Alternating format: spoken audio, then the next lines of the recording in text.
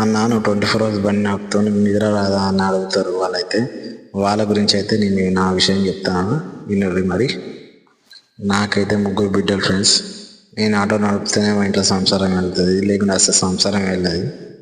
ఇక అందరు ఏమంటారు, ఈయన 24 hours కష్టపడతాయి కదా, ఫుల్ పైసలు, ఈయన రికా ఉంటాడు ఏముంటాడు, ఎప్పుడు పనికి పోతూనే ఉంటాడు, ఏదో పని చేస్తూనే ఉంటాడు అందరూ అంటారు. ఇక నెలస్తే ఈఎంఐలు ఉంటాయి, ఇంట్లో సంసారం ఉంటాయి, హాస్పిటల్ ఉంటాయి, ఆ ఖర్చు ఉంటుంది, ఈ ఖర్చు ఉంటుంది. వాళ్ళకి అర్థమవుతుంది ఫ్రెండ్స్.